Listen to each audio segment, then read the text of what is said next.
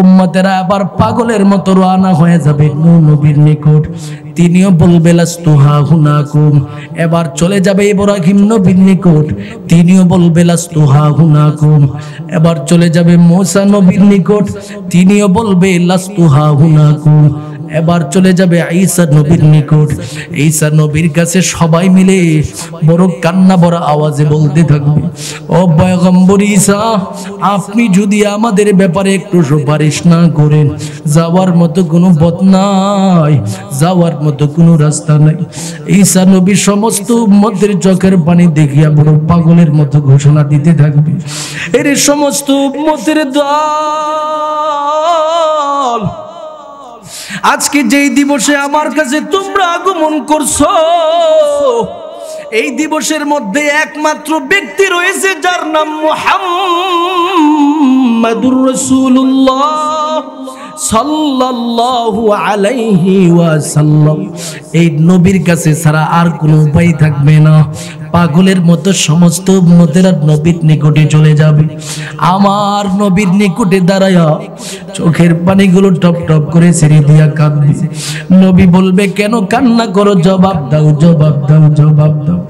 সমস্ত উম্মতের কান্না দেখে আমার নবী যখন প্রশ্ন করবে, উম্মতেরা আবার জোরে আওয়াজে চিৎকার করে করে বলবে, নবী গো, গেলাম আদম নবীর কাছে, তিনিও আমাদেরকে দূর দূর বলে দূরে সরাইয়া দিল। গেলাম নূহ নবীর কাছে, তিনিও আমাদেরকে দূরে সরাইয়া দিল। গেলাম ইব্রাহিম নবীর কাছে, তিনিও আমাদেরকে সরাইয়া দেয়। গেলাম মূসা নবীর নিকট, তিনিও আমাদেরকে দূর দূর বলে দূরে সরাইয়া দেয়। ও নবী, আপনি যদি আজকে আমাদেরকে দূরে সরাইয়া দিন, এই দিবসে আমাদের উপায় থাকবে না গো নবী। ও চট্টগ্রাম এলাকার আল্লাহর মহব্বতের বান্দাদের দল, আপনার আমার নবী দয়ার নবী, মায়ার নবী, উম্মতের কান্না দেখে চোখের পানি ছেড়ে দিয়া জুড়ে একটা চিৎকার মারি একটা দৌড় মারবে রে গোলাম। মাকামে মাহমুদ নামক নিয়ামতের সামনে দাঁড়াইয়া সিদ্ধান্ত নিবে, আমার মালিক কেমনে কবুল করবে আমি একটু দেখে নাই। এই কথা বলে সেজদায় পড়ে আমার রবের দরবারে কাঁদতে আরম্ভ করে দিবি। আমার রবের দরবারে কাঁদবি কাঁদবি আর বলতে থাকবি, ও গো দয়ার আল্লাহ, আমার উম্মতের অবস্থা বড় খারাপ। এই ভয়াবহ অবস্থার মধ্যে আমার উম্মতেরা কোথায় যাবে, কার কাছে যাবে রে আল্লাহ? একটু যদি আমার উম্মতের জন্য দয়া না করি, আমার উম্মতের যাওয়ার মতো কোনো পথ নাই। এবার আমার রবের পক্ষ থেকে ঘোষণা প্রদান করা হবে, নবী গো, এই হাসরের ময়দান আমি আল্লাহ আপনি নবীজি কান্নাকাটি করার জন্য উপস্থাপন করি নাই গো নবী। ও নবী, দুনিয়াতে আপনি অনেক কান্না করেছেন। ও কইখান এলাকার, ও কই গ্রাম এলাকার আল্লাহর মহব্বতের বান্দারা, আপনারা তো একটু জানেন আমার নবীজি কি পরিমাণে আমাদের জন্য কান্নার বড় কান্না করেছে। আমার নবী যখন নবুয়ত প্রাপ্ত হয় তখন আমাদের জন্য কান্দে। নবী যখন দুনিয়াতে আগমন করে তখন আমাদের মতো গুনাহগারদের জন্য নবী কান্দে। আমার নবী রহমতে আলম নবী দুনিয়াতে যখন সুযোগ পায় তখন ওই উম্মতের জন্য কান্দি। আমার নবীর জীবনের সূচনা লগ্নে আমার নবীর একটা অভ্যাস ছিল, সর্বহালাতে তিনি সিজদায় পড়ে থাকতেন, তাহাজ্জুদের নামাজে দাঁড়াইতেন, পাউটা পর্যন্ত ফুলে যাইত। আমার নবী একবার আম্মা জান আয়েশার দিকে তাকায়া, আম্মা জান আয়েশা আমার নবীর দিকে তাকায় জিজ্ঞাসা করে বলে, নবী গো, আপনার তো দুনিয়াতে কোনো গুনাহ নাই, গফিরা আমার রবের পক্ষ থেকে তো আপনার জীবনের সমস্ত গুনাহ মাফ করে দেওয়ার ঘোষণা দিয়েছে। আপনার আগেরও কোনো গুনাহ নাই, পরেরও কোনো গুনাহ নাই, তারপরে আপনি কেন এইভাবে কষ্টের উপর কষ্ট করে? আমার নবী রহমতে আলম নবী আয়েশার দিকে তাকায় বলে, রে আয়েশা, আমি নবী আমার উম্মতের জন্য সেজদায় পড়ে কাঁদি, নামাজে গিয়ে কাঁদি। এরে কই গ্রাম এলাকার আল্লাহর মহব্বতের বান্দাদের দল, এমন একজন অভিভাবক আমরা পাইলাম যেই নবী ইন্তেকালের সময় আমাদের চট্টগ্রাম মানুষকে ভুলে না। কই গ্রামের একটা আল্লাহর মহব্বতের নবীর উম্মতকে আমার নবী ভুলে না। আমার নবী যখন ইন্তেকালের সম্মুখীন হয়ে যায়, নবী আমার চোখের পানি ছেড়ে দিয়া কান্না করতেছে। আম্মা জান আয়েশা বলেন, নবী কান্না করতে করতে করতে করতে আমি তাকায় দেখি দাড়ি মুবারক পর্যন্ত পানির মাধ্যমে ভরে গেল। আমি আমার নবীর জিজ্ঞাসা করলাম, নবী গো, আপনি এখনো কেন কান্দেন? আপনি বড় অসুস্থ, এরপরে আপনি কেন এইভাবে কান্না করেন? আমার নবী রহমতে আলম নবী ঘোষণা প্রদান করে দেয়, এরে আয়েশা, আমি কেন কান্না করে তুমি জানো না? আমি নবী যদি দুনিয়া থেকে বিদায় হয়ে যায়, ওই যে দুনিয়াতে বাংলাদেশের চট্টগ্রাম এলাকার কই গ্রাম এলাকার মধ্যে আল্লাহর কিছু বান্দা থাকবি, তারা তো আমি নবীর সাহাবত পাবে না। তারা যখন দুনিয়া থেকে বিদায় হয়ে যাবি গুনাহগার হইয়া, তখন আমার উম্মতের অবস্থা কি হবে? এই চিন্তা, এই টেনশন করে করে আমি নবীজি কান্দি। এরে আল্লাহর মহব্বতের বান্দারা, আমার নবী রহমতে আলম নবী এইভাবে আমাদের জন্য কান্না করেছেন। হাসরের ময়দানে যখন মাকামে মাহমুদের মধ্যে সিজদায় পড়ে আমার নবী কাঁদতে থাকবে, আমার রবের পক্ষ থেকে আবার ঘোষণা প্রদান করে দিবে, নবী গো।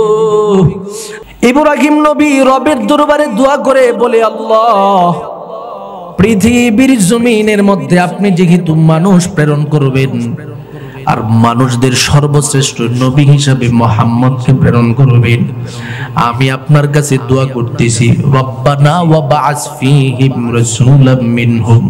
ওগো মালিক, আমার বংশের মধ্য থেকে সেই মানুষটাকে আপনি প্রেরণ করে দেন, যার প্রথম নাম্বারের কাজ হবে ইয়াতলু আলাইহিম আয়াতিক, আপনার আয়াত সমূহ তেলাওয়াত করে করে মানুষের সম্মুখে শোনাবে। দুই নাম্বারের কাজ হবে ওয়ায়ুআল্লিমুহুমুল কিতাবা ওয়াল হিকমা, আপনার কালাম থেকে তেলাওয়াত করে করে শোনায়া মানুষদেরকে হিকমত শিক্ষা দিবে, মানুষদেরকে ইলম শিক্ষা দিবে। তিন নাম্বারে তার আরেকটা কাজ হবে ওয়ায়ুযাক্কিহিম, গোটা জাতিকে সে তাজকিয়ায়ে নফস শিক্ষা দিবে, মানুষদেরকে আত্মশুদ্ধি করবে। আর এই নবীকে আমার বংশের মধ্যে আপনি প্রেরণ করে দিয়েন। আমার আল্লাহ ঘোষণা প্রদান করে দেয়, এরে ইব্রাহিম, যেই জায়গার মধ্যে দাঁড়ায় আমি রবের দরবারে আমার শ্রেষ্ঠ নবীর সুসংবাদ প্রাপ্ত তুমি হওয়ার চেষ্টা করতেছো, আমি রবের কাছে তুমি দোয়া করতেছো, আমি আল্লাহ এই জায়গার ওসিলা দিয়া বাপ সন্তানের দোয়াকে কবুল করে ইসমাইলের বংশের মধ্যে আমার শ্রেষ্ঠ নবীকে দান করে দিব। সুবহানাল্লাহ। এবার ইব্রাহিম ইসমাইলের যুগ চলে যায়, এখনো আমার নবী পৃথিবীতে আগমন করে না। আমার আল্লাহ দিন কি দিন অতিবাহিত করতে করতে পয়গম্বর মূসা পৃথিবীতে প্রেরণ করলেন। মূসা নবীর উপরে আমার আল্লাহ পাক একটা কিতাব দান করেছিলেন, কিতাবটার নাম হলো তাওরাত। আমার আল্লাহ মূসা নবীকে ঘোষণা প্রদান করে দেয়, এরে মূসা আমি রবের পক্ষ থেকে ঘোষণা দিয়ে দিলাম, এই তাওরাত কিতাবের প্রতিটা পৃষ্ঠায় পৃষ্ঠায় আমি আল্লাহ আমার শ্রেষ্ঠ নবী মুহাম্মদের প্রশংসা বর্ণনা করলাম, তার নাম উপস্থাপন করলাম। তুমি তোমার সমস্ত উম্মতের কাছে তার প্রশংসা বর্ণনা করবা, এবং এই নবী যদি তোমার যুগে আগমন করে তোমার উপরেও তার অনুসরণ করাকে বাধ্যবাধকতার সম্মুখীন করে দিলাম। এরপরে দিনের ধারাবাহিকতায় দিনকে দিন চলতে থাকে, মাস কি মাস, বৎসর কি বৎসর যেতে যেতে আল্লাহ পাক পৃথিবীতে হযরত ঈসা নবীকে প্রেরণ করেছেন। আর ঈসা নবী তো শেষ নবী, যেই নবী আমার নবীর সুসংবাদ তো দিয়েছেন, পাশাপাশি স্বাগতম জানানোর জন্য পৃথিবীতে আগমন করেছে। সুবহানাল্লাহ বলে ঈসা নবীকে আল্লাহ পাক স্বাগতম জানানোর জন্য প্রেরণ করছেন। দেখেন না, প্রধান অতিথি সবসময় শেষে আসে, আর এই প্রধান অতিথির আগে যারাই বসে প্রধান অতিথিকে স্বাগতম, শুভেচ্ছার স্বাগতম, প্রধান অতিথির আগমন, শুভেচ্ছার স্বাগতম, একের পর এক শুভেচ্ছা জানাতে থাকে। আল্লাহ পাক ঈসা নবীকে ঘোষণা প্রদান করে দেয়, ও পয়গম্বর ঈসা, আমি রবের পক্ষ থেকে তোমার সম্মুখেও ঘোষণা প্রদান করে দিলাম, আমার হাবিব কিছুদিনের মধ্যে পৃথিবীতে আগমন করছে, আমার ওই প্রধান অতিথিকে পৃথিবীতে প্রেরণ করছি, আর তুমি চুপ করে বসে থাকবা, এটা হতে পারে না, এখন থেকে স্বাগতম দিতে থাকো, স্বাগতম দিতে থাকো। আল্লাহ ঘোষণা দেয় স্বাগতম দাও, ঈসা নবীও ঘোষণা দেয় আমি পৃথিবীতে আগমন করেছি, ইন্নী রাসূলুল্লাহি ইলাইকুম মুসাদ্দিকান লিমা বাইনা ইয়াদাইয়া মিনাত তাওরাত। এক নাম্বার কারণ, তাওরাত কিতাবের সত্যায়ন রূপে রূপান্তরিত করার জন্য আমি তোমাদের নিকটে আগমন করেছি। দুই নাম্বার, ওয়া মুবাশশিরাম ইয়াতি মিন বাদি ইসমুহু আহমদ, আরেকটা সুসংবাদ দেওয়ার জন্য আগমন করেছি, আমার পরে একজন নবী আগমন করবে যার নাম হবে আহমদ, এই নবীর সুসংবাদ দিতে আমি আগমন করেছি। আমি দুনিয়াতে যদি থাকা অবস্থায় তিনি আগমন করে, আমি ঈসা নবীও তার অনুসারী হয়ে যাব। সুবহানাল্লাহ। কি মনে করেন আমার নবীর সম্মান আছে না নাই? জবানটা খুলে বলেন আছে না নাই? সমস্ত নবীদের উপরের মর্যাদা আল্লাহ পাক আমার নবীজিকে দান করলেন। এবার আমার নবী পৃথিবীতে আগমন করলেন, আমার রবের পক্ষ থেকে আমার নবীজির সম্মান এমন ভাবে বাড়াইতেছে, এমন ভাবে বাড়াইতেছে, আল্লাহর পক্ষ থেকে ঘোষণা দিয়ে দেয়, ক্বালা সুবহানাহু ওয়া তাআলা ওয়া মা আরসালনাকা ইল্লা রাহমাতাল লিল আলামিন।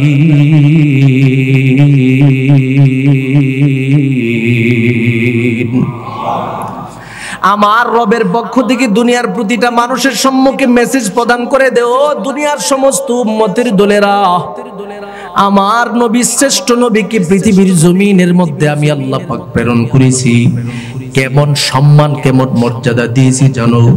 আমি আল্লাহ পৃথিবীর মালিক, পৃথিবীর রব, যার কারণে আমি প্রতিটা জায়গায় রব্বুল আলামিন হিসাবে ঘোষণা দিয়েছি।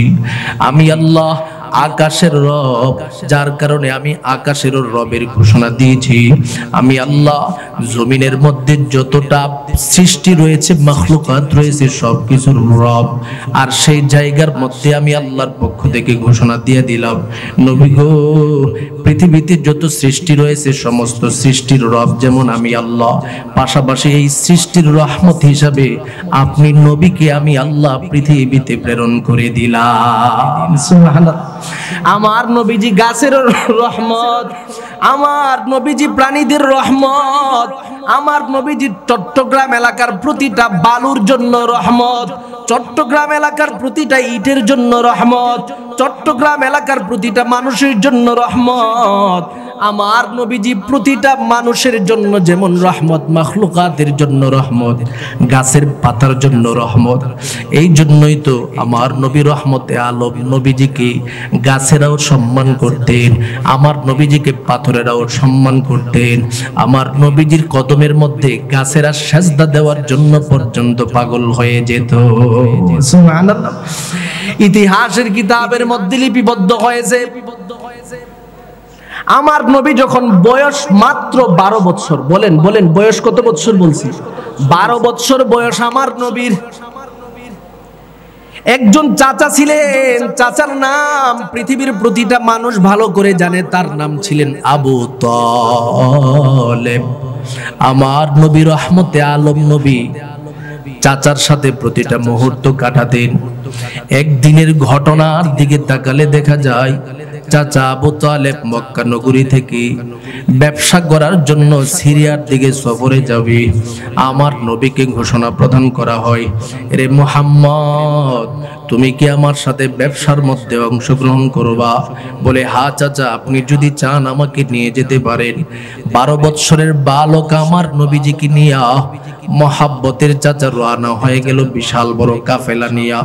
রাস্তা দিয়ে চলতেছে চলতেছে চলতেছে চলতে চলতে তাদের প্রত্যেকটা মানুষের অভ্যাস অনুযায়ী যেখানে জনবহুল এলাকা থাকে সেখানের মধ্যে তারা রেস্টের জন্য মরুভূমিতে তাঁবু গেড়ে বসে সেই অভ্যাস অনুযায়ী একটা গির্জার পাশে সবাই মিলে ঐক্যবদ্ধভাবে তাঁবু গাড়লেন। সেখানে সবাই মিলে রেস্ট নিতেছে, আরাম করতেছে। হঠাৎ করে সেই গির্জা থেকে একজন খ্রিস্টানদের আলেম উপস্থিত হয়ে গেল। এসে আমার নবীর চেহারার দিকে তাকায় তাকায় বড় আশ্চর্যান্বিত হচ্ছে।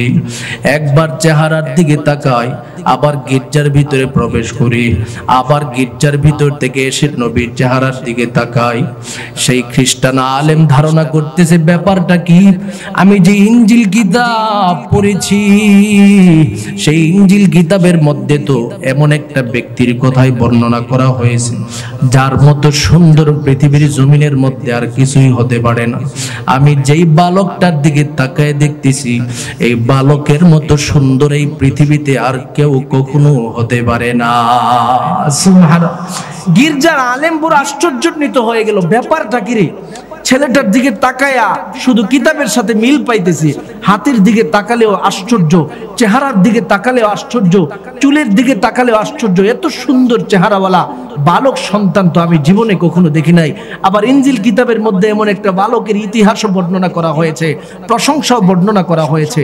এটা কি সেই বালকের আলোচনাই হয়েছে যার ব্যাপারে আল্লাহ পাক মুহাম্মদুর রাসূলুল্লাহর ইতিহাস বর্ণনা করেছেন?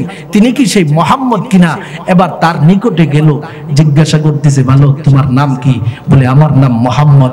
এবার ইনজিল কিতাবের যে আলেম আছে তিনি আরো আশ্চর্য হয়ে যায়। সুবহানাল্লাহ বলবেন। প্রাথমিকভাবে চেহারা দেখে আশ্চর্যান্বিত। চেহারা দেখে কেন? কারণ চেহারা বড় সুন্দর। এত সুন্দর চেহারা পৃথিবীতে কেউ দেখে নাই। কেউ দেখবে কেমনে? আল্লাহ তো এমন সুন্দর নবী পৃথিবীতে পাঠাই নাই। সুবহানাল্লাহ বলবেন। ইতিহাস সাক্ষী আমার নবীজিকে আল্লাহ পাক এত সৌন্দর্যতা দান করেছিলেন। আম্মাজান আমেনা এবং হালিমা দুজন মিলে গল্প করতেছে। হঠাৎ করে গল্পের মধ্যে নবীজির প্রশংসা চলে আসলো। হালিমা ডেকে ডেকে বলেন, ও আমেনা, কেমন সন্তান পৃথিবীর জমিনের মধ্যে তুমি জন্ম দিয়েছো। যেই সন্তানের মতো সুন্দর সন্তান আমার বংশের মধ্যেও কোনো সন্তানকে দেখি নাই। শুধু বংশ না, আমি গোটা তায়েফের জমিন ভ্রমণ করে করে দেখেছি। তায়েফের কোথাও এত সুন্দর মহব্বতপূর্ণ সুন্দর সন্তান আমি দেখি নাই। এবার আমেনা ডেকে ডেকে বলেন, রে হালিমাতুস সাদিয়া, তুমি শুধুমাত্র তায়েফের ঘটনা আমার সম্মুখে বর্ণনা করতেছো। আমি আমেনার কাছ থেকে শুনে নাও, আমি মদিনা সফর করেছি, মক্কা নগরী সফর করেছি। গোটা মক্কা মদিনা ঘুরে ঘুরে ঘুরে ঘুরে আমি দেখেছি মক্কা মদিনার মধ্যে এমন কোন সন্তান আমার চোখে পড়ে নাই যে সন্তানটা আমার মুহাম্মদের মতো সুন্দর হবে। আমার রবের পক্ষ থেকে এবার জিবরাইল আমিনকে পৃথিবীর জমিনে প্রেরণ করে দেয়। ডেকে ডেকে বলেন, রে জিবরাইল, চলে যাও চলে যাও, এই মুহূর্তে হালিমা এবং আমেনার সম্মুখে আমার নবীর মৌলিক কথা বর্ণনা করে দাও। জিবরাইল আমেনা গমন করে ডেকে ডেকে বলেন, রে আমেনা, এরে হালিমা, মুহাম্মদের ব্যাপারে তোমরা বড় সুন্দর সুন্দর প্রশংসা করতেছো। তার মতো সুন্দর পৃথিবীর জমিনের মধ্যে তোমরা কাউরে দেখতে পাও নাই। আমি জিবরাইলকে আমার মালিকের পক্ষ থেকে এত সম্মান দেওয়া হয়েছে, এত যোগ্যতা দেওয়া হয়েছে, এত ক্ষমতা দেওয়া হয়েছে। আমার এক একটা পাখা দিয়া যদি একবার নাড়া দেই, পৃথিবী থেকে আসমান পর্যন্ত সেকেন্ডের মধ্যে যাওয়া কোনো সমস্যাই হয় না, কোনো ব্যাপারই হয় না। এমন 600 পাখা দিয়ে আমি গোটা জগৎ ভ্রমণ করে করে দেখেছি। আমার নিজের চোখে জীবনে কখনো তোমাদের মুহাম্মদের মতো সুন্দর সন্তান দেখি না। এবার আমার মালিকের পক্ষ থেকে ঘোষণা প্রদান করে দিই, জিবরাইল, আমেনা, হালিমা উভয়ের পক্ষ থেকে তো আমার নবীর প্রশংসা বর্ণনা করেছো। আমার নবীর প্রশংসা এবার আমি খালেকের কাছ থেকে শুনে নাও। পৃথিবীর জমিনে যত সৃষ্টি আমি আল্লাহ করেছি, একটা সৃষ্টিকেও আমার নবী মুহাম্মদের মতো সুন্দর বানাই নাই। সুবহানাল্লাহ। অর্থাৎ আমি আমার মুহাম্মদকে এত সৌন্দর্য দিয়ে বানাইছি, পৃথিবীর আর কোনো সৃষ্টি দেয় নাই। অনেকেই মনে করে যে হযরত ইউসুফ আলাইহিস সালাতু ওয়াস সালাম পৃথিবীতে অনেক সুন্দর ছিলেন। আম্মাজান আয়েশা বলেন, ইউসুফ নবী তো সুন্দর ছিলেন, এই সৌন্দর্যতা দেখে অভিজাত ফ্যামিলির নারীরা তাদের আঙ্গুল কর্তন করেছিল। ঠিক সেই জায়গায় যদি আমার স্বামী নবী মুহাম্মদুর রাসূলুল্লাহ থাকতো, তার আঙ্গুল কাটতে কাটতে কলিজা কেটে ফেলতো, তারপরেও ঠার পেত না। সুবহানাল্লাহ। এ চট্টগ্রাম আনোয়ারা এলাকার আল্লাহর মহাব্বতের গোলামের দল, এই সৌন্দর্য দেখে যেই ঘটনাটা বলতেছিলাম, মনোযোগের সাথে কথাগুলো শুনে নেন। খ্রিস্টান আলেম আমার নবীর চেহারার দিকে তাকায় তাকায় বড় মহাব্বত তৈরি হতে থাকে। জিজ্ঞাসা করে বলে, এরে আল্লাহর বান্দা, তোমার নাম তো মুহাম্মদ, তোমার বংশ কোথায়? বলে, আমার বংশ কুরাইশ। তোমার গোত্র কোথায়? বলে, আমার গোত্রের নাম হলো হাশিমি গোত্র। এবার তো তিনি আরো নিশ্চিত হয়ে গেল। ইনজিল কিতাবের মধ্যে তিনি পড়েছে, যিনি আখিরি যুগের নবী পৃথিবীতে আগমন করবে, ওই নবীজিকে আল্লাহ পাক বংশগত দিক থেকে কুরাইশ বংশে প্রেরণ করবেন, হাশিমি বংশের মধ্যে প্রেরণ করবেন। সবকিছু এবার তার কাছে মিলে যায়। এবার খ্রিস্টান আলেম আমার নবীর জন্য পাগল হয়ে যায়। আমার নবীর সফর সঙ্গী যারা ছিল, মুরব্বীদের মধ্য থেকে আবু তালেবকে ডাকা হলো। ও আবু তালেব, আপনি যদি অনুমতি দেন, আগামীকালকে আপনাদের কাফেলার প্রতিটা সদস্যকে আমি মেহমানদারি করাবো। আবু তালেব বলেন, ঠিক আছে। এবার মেহমানদারি করার ব্যবস্থা হলো। খাবারের সময় হয়ে যায়, প্রতিটা মানুষ আগমন করেছে, কিন্তু আমার নবী এখনো আসে নাই। খ্রিস্টান আলেম এবার ডেকে ডেকে বলেন, এরে আবু তালেব, তোমাদের সাথে যে 12 বৎসরের বালকটা আগমন করেছে, সেটা কেন খানা খাওয়ার জন্য আসে নাই? আবু তালেব বলে, তাকে আমরা এই মুহূর্তে বকরি চারণ করার জন্য, বকরি দেখাশোনা করার জন্য রেখে দিয়ে আসছি। এবার সেই খ্রিস্টান আলেম ডেকে ডেকে বলেন, এরে আবু তালেব, যার ওসিলা দিয়া তোমাদের জন্য খাবারের ইন্তজাম আমি করলাম, তাকে ছাড়া আমার দরবারে তোমরা আগমন করেছো, সেটা তো কখনো হতে পারে না। পাগলের মতো খ্রিস্টান আলেম বের হয়ে যায়, গিয়া দেখে আমার নবী রহমতে আলম নবীর কদমের মধ্যে শত শত গাছেরা সিরিয়াল ধরে ধরে আমার নবীর কদমে সেজদা দিতেছে। সুবহানাল্লাহ বলেন মুসলমান, আল্লাহু আকবার জোরে আওয়াজ দিয়া বলুন। আমার নবীর কদমে প্রতিটা গাছ সেজদা দেয়, প্রতিটা পাথর সেজদা দেয়। দৃশ্যটা দেখার পর বড় পাগলের মতো হয়ে যায়। এবার নিশ্চিত হয়ে যায় আখিরি যুগের নবী, আখিরি নবী মুহাম্মদ ছাড়া কেউ না। এই কথা বলে আবু তালেবকে ডেকে ডেকে বলেন, রে আবু তালেব, তোমাদের সন্তান মুহাম্মদের ব্যাপারে আমি এই মুহূর্তে একটা ঘোষণা প্রদান করতে পারি। পৃথিবীতে একজন নবী ছাড়া কোন মাখলুকাত, কোন গাছপালা, কোন পাথর সমূহ কখনো কারো কদমে সাজদা দিতে পারে না। আমি নিশ্চিত হয়ে গেলাম তিনি সর্বশ্রেষ্ঠ নবী, আখিরি যুগের নবী মুহাম্মদ। তার ব্যাপারে আমি ঘোষণা দিয়া দিলাম, তাকে নিয়ে কখনো তোমরা সেই জায়গার মধ্যে যাবে না, সিরিয়াতে যাবে না, ইয়ামান দেশে যাবে না, কারণ এই দেশের মধ্যে খ্রিস্টান মানুষ বেশি, তারা হিংসায় তোমাদের সন্তানকে হত্যা করে ফেলতে পারে। আর আমি মুহাম্মদের কাছে একটা ঘোষণা প্রদান করে দেই, তুমি যদি দুনিয়ার জমিনে থাকা, দুনিয়ার জমিনে থাকতে থাকতে আমিও দুনিয়াতে থাকতে থাকতে নবুয়ত প্রাপ্ত হয়ে যাও, আমি নিজের পক্ষ থেকে ঘোষণা প্রদান করে দিলাম, তাওহীদের বাক্য উচ্চারণ করে সবার আগে আমি মুসলমান হয়ে যাব। সুবহানাল্লাহ। তুমি আমাকে সবার আগে মুসলমান বানাইবা। এরই আল্লাহর বান্দা সে ওয়াকিয়াটা বলার পিছনে কারণ হলো, আমার নবীজিকে পৃথিবীর জমিনের প্রতিটা মাখলুকাত পাগলের মতো সম্মান করত, গাছেরাও সম্মান করত, পাথরেরাও সম্মান করত, জমিনের বালু সমূহ পর্যন্ত আমার নবীজিকে পরিপূর্ণভাবে সম্মান করত। কেন সম্মান করতেন? কারণ আমার নবীজি তো তাদেরও রহমত। আমার নবীজি মানুষের জন্য যেমন রহমত, তাদের জন্য রহমত। শুধু তার মধ্যে সীমাবদ্ধ নয় রে গোলাপ, আমার নবীজির জন্য শুধু জীবিত গাছেরাই পাগল ছিল না, মৃত গাছেরা পর্যন্ত আমার নবীর জন্য বড় পাগল। কেমন পাগল রে আল্লাহর মহাব্বতের বান্দা। আমি বান্দার কালের কোনো গল্প আপনাদের সম্মুখে বলতেছি না, আমার নবীর হাদিস থেকে একটা গল্প বর্ণনা করতেছি। আমার নবীর জন্য মৃত গাছ কেমন পাগল ছিলেন।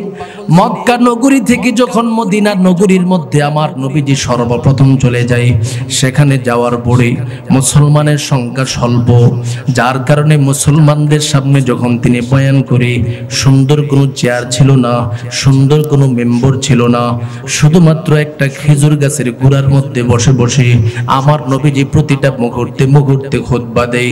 খুতবার পর খুতবা দিতেছি, হঠাৎ করে সাহাবা ইকরামের পক্ষ থেকে আমার নবীর কাছে আবেদন করা হলো, ও পয়গম্বর, আপনি যদি অনুমতি দেন আমরা সবাই মিলে আপনি নবীর জন্য বক্তব্য দেওয়ার লক্ষ্যে একটা মেম্বর বানাবো।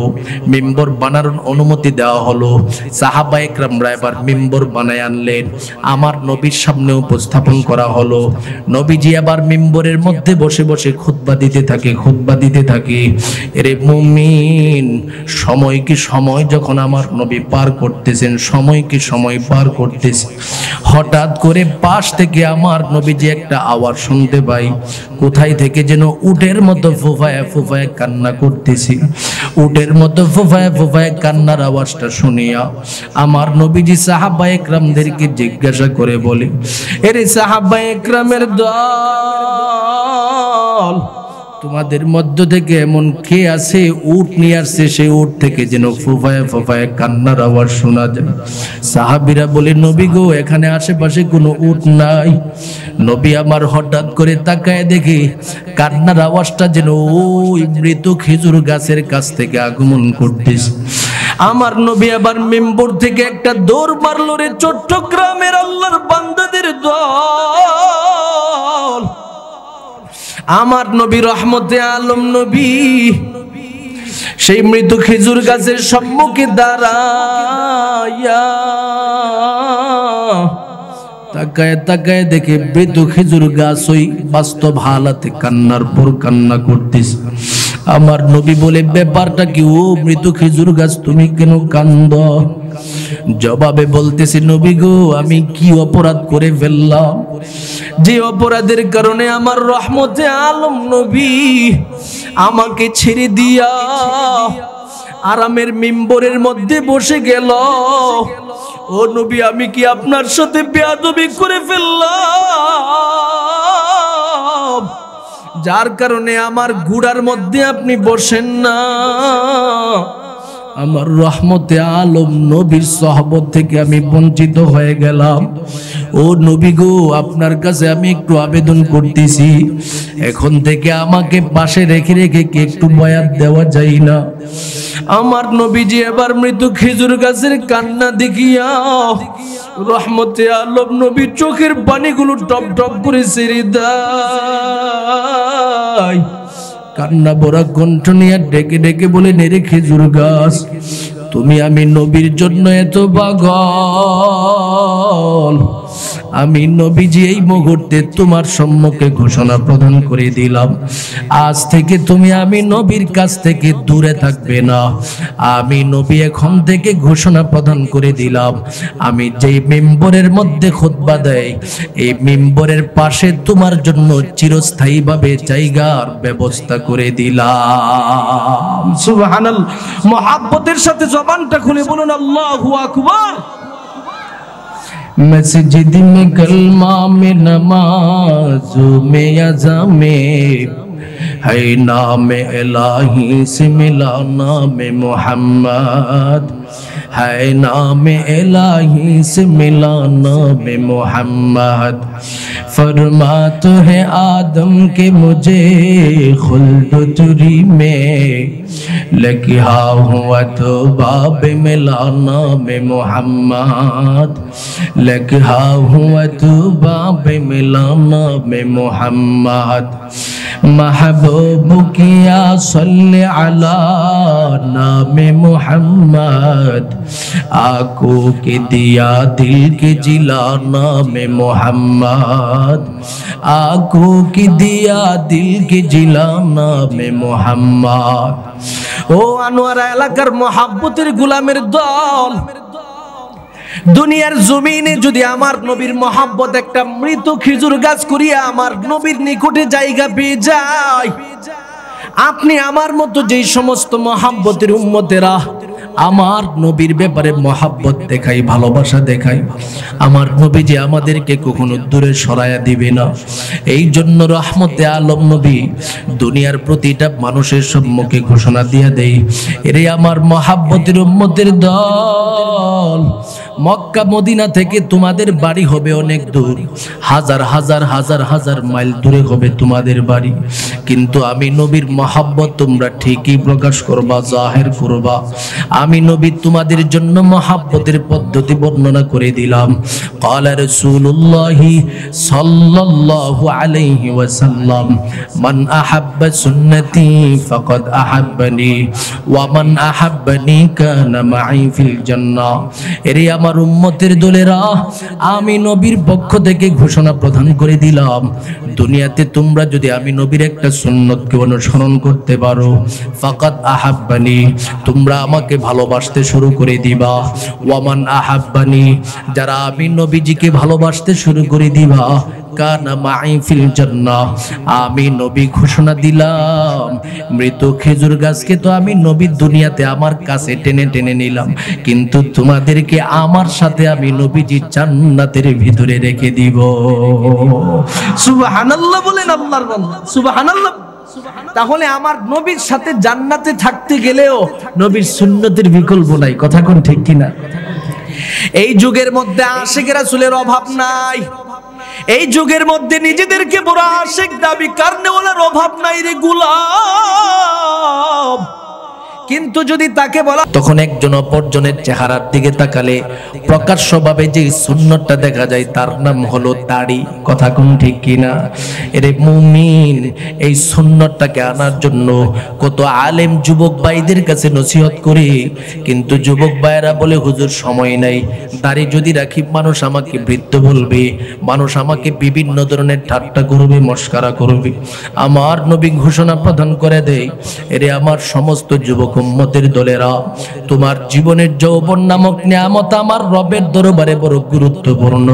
ক্বালা রাসূলুল্লাহি সাল্লাল্লাহু আলাইহি ওয়াসাল্লাম, ইগতানিম খামসান ক্বাবলা খামসিন, শাবাবাকা ক্বাবলা হারামিক, ওয়া সিহহাতাকা ক্বাবলা সাকামিক, ওয়া ফারাগাকা ক্বাবলা শুগুলিক, ওয়া গনাকা ক্বাবলা ফাকরিক, ওয়া হায়াতাকা ক্বাবলা মাউতিক। আমার নবী ঘোষণা প্রদান করে দেয়, তোমার জীবনে 5টা সময় আগমন করার পূর্বে জীবনের 5টা সময়কে আলাদাভাবে গুরুত্ব দাও। প্রাথমিকভাবে যেই কথাটা আমার নবী উপস্থাপন করেছেন, শাবাবাকা ক্বাবলা হারামিক, তোমার জীবনে বার্ধক্য নামক সময় আগমন করার পূর্বে যৌবনের সময়টাকে তুমি কাজে লাগাও। এরে যুবক আল্লাহর বান্দাদের দল, তুমি যদি তোমার যৌবনকালে আমার নবীর সুন্নতকে আঁকড়ে ধরতে পারো রে যুবক, আমার নবী রহমতে আলম নবী ঘোষণা প্রদান করে দেয়, হাসরের ময়দানের মধ্যে তোমাকে আমার রবের পক্ষ থেকে এমন এক সময় ডাক দিবে, প্রতিটা মানুষ তাদের মাথার উপরের দিকে তাকায় তাকায় দেখতে থাকবে। সূর্যটা মাথার অর্ধ হাত উপরে চলে আসছে। সূর্যের তাপের কারণে মানুষগুলোর মাথাগুলো টকমক করতে থাকবে, মগজগুলো টকমক করতে থাকবে। চোখের পানি ছেড়ে দিয়ে আমার রবের দরবারে কান্নার পর কান্না করতে থাকবে। আমার আল্লাহ পাক ঠিক সেই সময়ের মধ্যে কিছু প্রকারের ব্যক্তিদেরকে তার মেহমান খানার মধ্যে জায়গার ব্যবস্থা করে দিবে। এর মধ্যে নবী বলেন, ওয়াশাবুন নাশা ফি ইবাদাতিল্লাহ, পৃথিবীতে আমার মহাব্বতের যুবক যেই সমস্ত উম্মতেরা নিজের জীবনটাকে নিজের ইবাদতের মাধ্যমে সাজায়, আমার মালিকের কথা মোতাবেক সাজায়, আমি নবীর সুন্নাত মোতাবেক তার জীবনটাকে সাজাই, এই জাতীয় যুবকদেরকে আল্লাহ পাক ডেকে ডেকে বলবে, এরে আমার মহাব্বতের যুবক বান্দাদের দল, আমার নবী রহমতে আলম নবী ঘোষণা প্রদান করেছিল, তোমার জীবনটাকে যেন নবীর সুন্নাত মোতাবেক সাজাও। তোমাকে তোমার বন্ধুরা ঠাট্টা করেছে, তোমাকে তোমার বন্ধুরা মস্কারা করেছে, কেন তুমি গালে দাড়ি রাখছো? তোমার বিভিন্ন পাড়া প্রতিবেশী মানুষেরা যখন তুমি নামাজ পড়তে যাও ঠাট্টা করেছে, মস্কারা করেছে, বলছে এখনো বয়স হয় নাই, এত বড় আবেদ হয়ে যাও কেন? এই বন্ধু বান্ধব পাড়া প্রতিবেশীদের সামনে দিয়া তুমি আমি আল্লাহর আরশের নিচে আসো, তোমার জন্য আমি রবের আরশের নিচের জায়গাটা এই জন্যই প্রস্তুত করে দিলাম, কারণ তোমার মধ্যে আমার নবীর পরিপূর্ণ সুন্নত বিদ্যমান ছিল। সুবহানাল্লাহ। এই জন্য কই গ্রাম এলাকার প্রতিটা যুবক ভাইদের সম্মুখে আমার পক্ষ থেকে ঘোষণারে, যুবক দুনিয়াতে কতদিন বেঁচে থাকবো কেউ বলতে পারে না রে আল্লাহর গোলাম। যতদিন পর্যন্ত পৃথিবীতে থাকবা, যদি আমার নবী মুহাম্মাদুর রাসূলুল্লাহ সাল্লাল্লাহু আলাইহি ওয়াসাল্লামের সাথে জান্নাতে মুমিনের কাফেলার ভিতরে ঢুকতে যাও, নিজের জীবনটাকে সুন্নতের মাধ্যমে সাজাও, 5 ওয়াক্ত নামাজের মাধ্যমে সাজাও, ফজর হয়, জোহর হয়, আসর হয়, মাগরিব হয়, প্রতিটা নামাজের জন্য নিজেকে প্রস্তুত করো। আমার নবী ঘোষণা প্রদান করে দেয়, আমি নবীর নির্দেশ মোতাবেক নিজের জীবন পরিচালনা করার কারণে আমি নবীর সাথে তুমি জান্নাতে যাওয়ার সুযোগ চলে আসবে। অথচ বড় দুঃখের সাথে বলতে হয়, এদেশের মধ্যে নবীকে মহাব্বতকারীর অভাব নাই, নবীকে ভালোবাসনেওয়ালার অভাব নাই। কেমন কথা বলতে থাকি, ও বান্দা তুমি তো ঈমানওয়ালা হতে চাইলে নবীকে ভালোবাসতে হবে। লা ইউমিনু আহাদুকুম হাত্তা আকুনা আহাব্বা ইলাইহি মিন ওয়ালিদিহি ওয়া ওয়ালাদিহি ওয়ান নাসি আজমাইন। নবীকে ভালো না বাসলে মুমিন হওয়া যায় না। এই স্লোগান দিয়া ভালোবাসার শুধু স্লোগান দিতে থাকে, আশিকের স্লোগান দিতে থাকে, কিন্তু নবীর কোনো আদর্শ নাই, নবীর কোনো ইত্তেবা নাই। আমার নবী বলে, তোমার মতো মহাব্বতের বান্দা তথা উম্মত আমার কোনো দরকার নাই। কথা কোন ঠিক কিনা? বাবা সন্তানদের লালন পালন করে, সন্তান সকালে আইসা বলে, বাবা আপনারে আমি অনেক ভালোবাসি, আমি আপনার জন্য বড় পাগল, জীবন উৎসর্গ করে দিব। বিকালে আইসা বলে, বাবা আপনাকে অনেক ভালোবাসি, আমি আপনার জন্য বড় পাগল, জীবন উৎসর্গ করার জন্য আমি প্রস্তুত আছি। কিন্তু মহাব্বতের বাবা বাড়ি থেকে চলে যায়, চট্টগ্রাম বাজারে তিনি বাজার করতে গেছে, সন্তানটাকে বলে গেছে, এই সন্তান, আমার যে গরুটা আছে গরুটাকে একটু খাবার দিও। পাশে বন আছে, আপনাদের এলাকায় কি যেন বলে, খের বলে না বন বলে? হ্যাঁ, খের বলে। খের আছে, খের কাইটা দিও, কিছু খাওয়াইও। আমি বাবা যতক্ষণ না আসি ততক্ষণ তুমি গরুটার পাশে থাকবা, একটু খেদমত করবা। কিন্তু বাবা বাজার থেকে আয়সা দেখে খেদমত করে নাই, গরুটাকে খাবারও দেয় নাই। বলেন তো দেখি, এই সন্তান বাবার সুসন্তান কখনো হতে পারে? সবাই বলে না সুসন্তান হতে পারে? সুসন্তান তখনই সে হতো যদি বাবার কথাটা মানত। ঠিক তেমনি ভাবে পৃথিবীতে যে সমস্ত ব্যক্তিরা নিজেকে আশিকে রাসূল দাবি করে, নিজেকে মহাব্বতের রাসূল বলে দাবি করে করে মুখের মধ্যে ফেনা উঠায়, কিন্তু নবীর সুন্নতের ধারে নাই, এশকে রাসূলের নামে বিভিন্ন প্রকারের বেদাত নিয়ে ব্যস্ত থাকে, মাজারের মধ্যে সেজদা নিয়ে ব্যস্ত থাকে, এই জাতীয় ব্যক্তিরা যতই আশিক রাসূল দাবি করুক, আমার নবীর কাছেও তারা যেতে পারবে না। কথা কোন ঠিক কিনা? যতই তুমি দাবি করো লাভ হবে না। তুমি ওই কুসন্তানের মতো, যেই সন্তান বাবার কথা শুনে না কিন্তু মহাব্বতের স্লোগান দেয়। কথা কোন ঠিক কিনা? এই কারণে আমার নবীর ইত্তেবা করার প্রয়োজন আছে না নাই? কেমন নবীর ইত্তেবা করব রে গোলাম? যেই নবীকে আমার রবের পক্ষ থেকে ঘোষণা প্রদান করে দেয় পয়গম্বর, পৃথিবীর জমিনের মধ্যে যদি আপনার মহব্বতের উম্মতেরা আমি আল্লাহর ভালোবাসাকে তার দিলের ভিতরে নিতে চাই, আমি আল্লাহর ভালোবাসাকে তার জীবনে যদি বাস্তবায়ন করতে চাই, এখানেও আমি রবের পক্ষ থেকে ঘোষণা দিলাম তারা যেন আপনি নবীজির অনুসরণ করে সুবহানাল্লাহ বলে। আমি রব যিনি গোটা জগতের মালিক, এই মালিকের ভালোবাসাও যদি তারা নিতে চায়, আমি আল্লাহ তাকে ভালোবাসতে কই গ্রাম এলাকায় আসবো, সে আসার পদ্ধতিটা যদি অন্বেষণ করতে চাই, তারা যেন আপনি নবীর অনুসরণ করে সুবহানাল্লাহ বলে। আমার কথা নয়, আল্লাহ নিজে বলেন, নবী আপনি বলে দেন, কুল ইন কুনতুম তুহিব্বুনাল্লাহ ফাত্তাবিউনি ইউহিব্বুকুমুল্লাহ ওয়া ইয়াগফির লাকুম যুনুবাকুম ওয়াল্লাহু গফুরুর রহিম।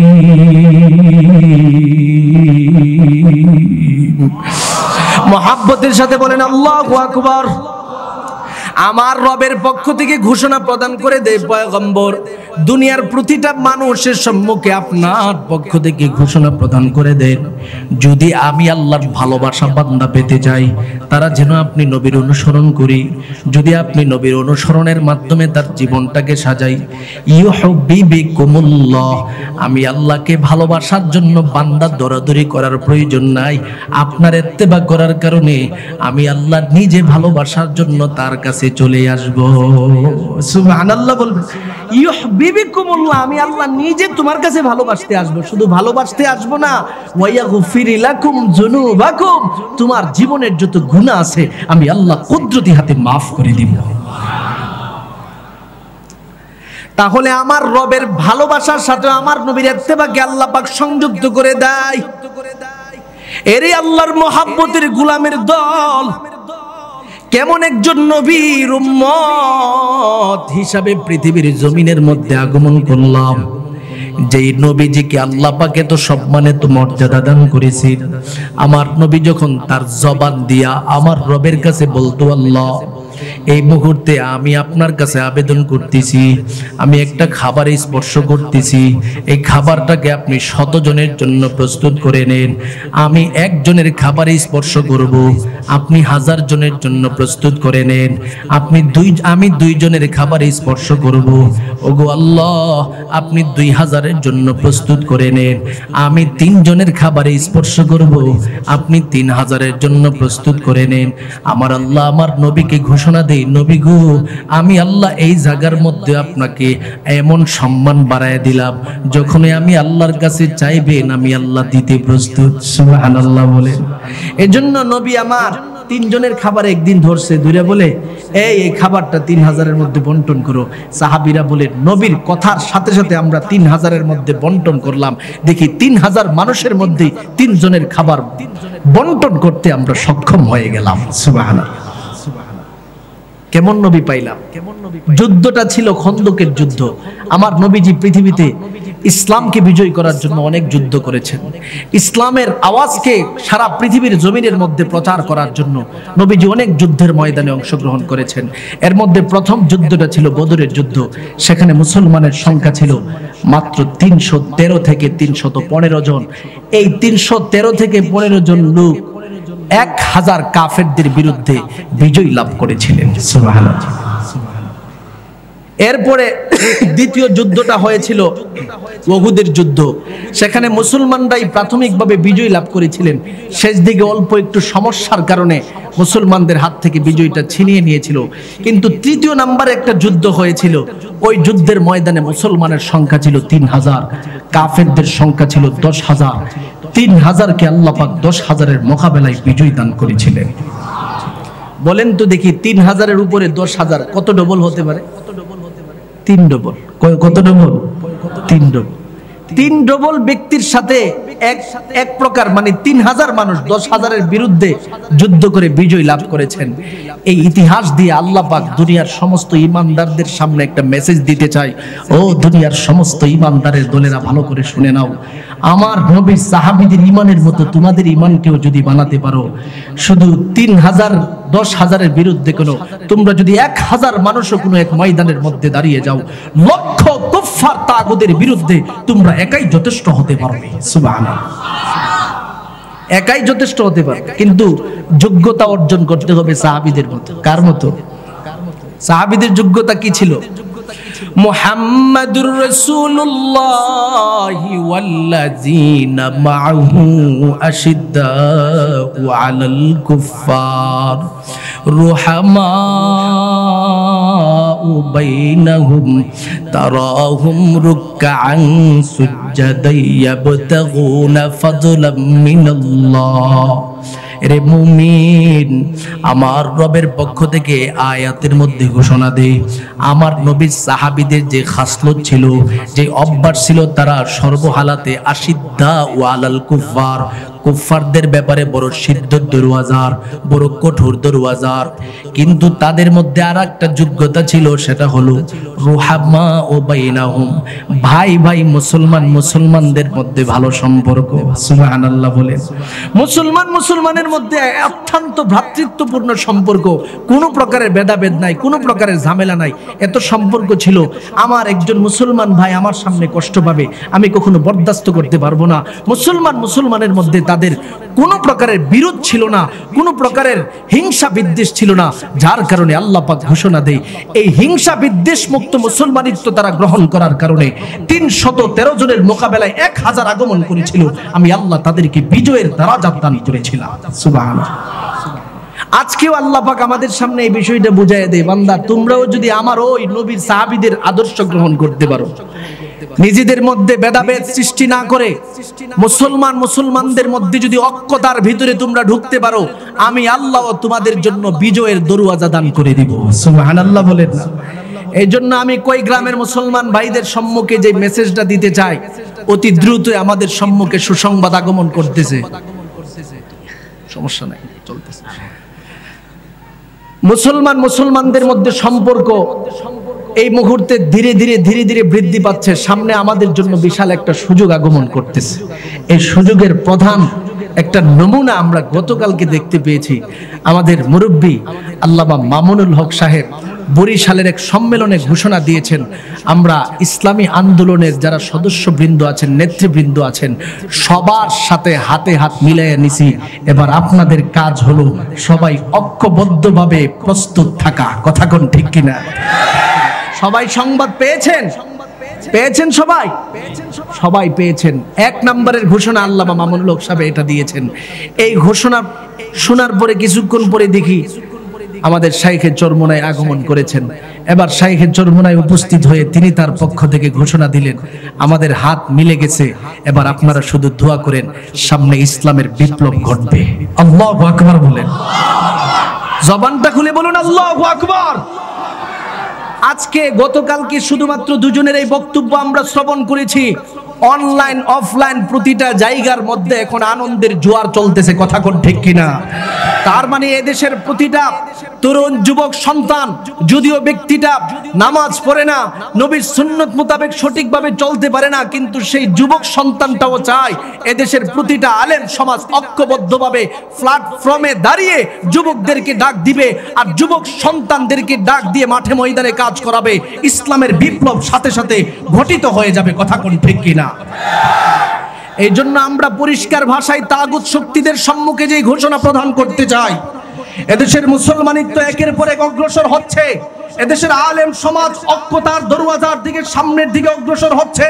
যদি আলেমদের ঐক্যতাকে ভেঙে দেওয়ার জন্য, আলেমদের ঐক্যতার উপরে আঘাত করার জন্য কোনো ষড়যন্ত্র এদেশের মানুষ কেউ করতে চায়, সেই ষড়যন্ত্রের মোকাবেলা করার জন্য এদেশের তাওহীদি জনতা, ছাত্র জনতা, তরুণ জনতা নিজের জীবন দিতে প্রস্তুত রয়েছে। কথা কোন ঠিক কিনা? কারা কারা প্রস্তুত রয়েছেন আমার আল্লাহকে হাত দেখায় দেন।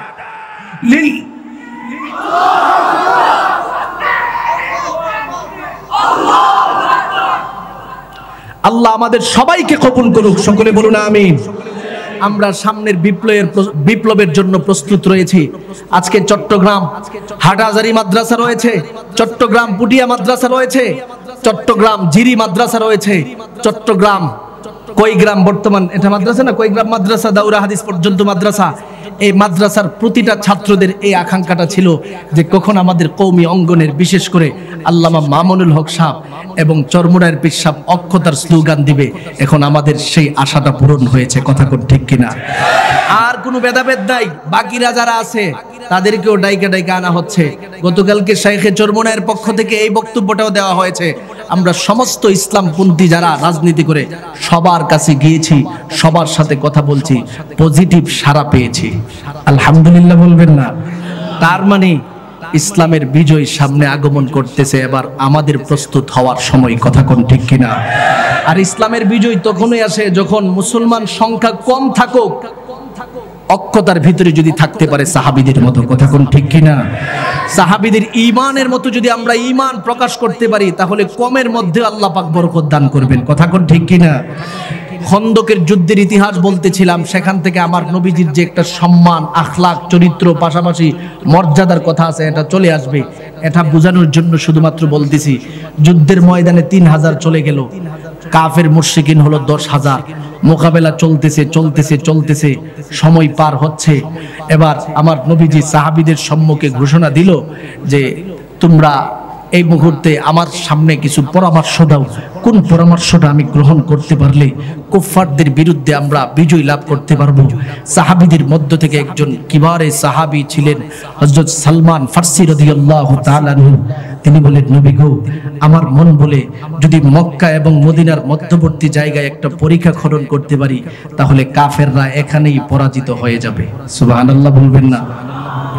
বিজয়ের দরওয়াজা খুলতেছে, সাহাবীদেরকে পরামর্শ দেওয়া হলো, ঠিক আছে সবাই প্রস্তুত হয়ে যাও, পরীক্ষা খনন করা হবে। পরীক্ষা খনন করার জন্য সাহাবায়ে ইকরামরা প্রস্তুত হয়ে গেল, একের পর এক খনন করতেছে। চট্টগ্রামের মানুষ আমার সাথে আপনারা একটু জবান খুলে বলবেন, সৌদি আরব মক্কা মদিনার মাটি নরম না শক্ত? সবাই বলেন, সবাই বলেন, নরম না শক্ত? আচ্ছা, সামনের কথাটা বলতেছি, মানুষের জায়গা হচ্ছে না, আমরা মহব্বতের সাথে যদি একটু কষ্ট করে একটু এগিয়ে এগিয়ে বসতে পারি, এই নিয়তে এগিয়ে এগিয়ে বসবো। আল্লাহ, আমরা আরেক মুসলমান ভাইকে জায়গার ব্যবস্থা করতেছি, আপনি হাসরের ময়দানে আরশের নিচে আমাদেরকে জায়গার ব্যবস্থা করে দিয়েন, এই নিয়তে আমরা সামনের দিকে আগাই। লা ইলাহা ইল্লাল্লাহ, জিকিরে জিকিরে সামনের দিকে আগাই। লা ইলাহা ইল্লাল্লাহ, লা ইলাহা ইল্লাল্লাহ, লা ইলাহা ইল্লাল্লাহ, লা ইলাহা ইল্লাল্লাহ, লা ইলাহা ইল্লাল্লাহ, লা ইলাহা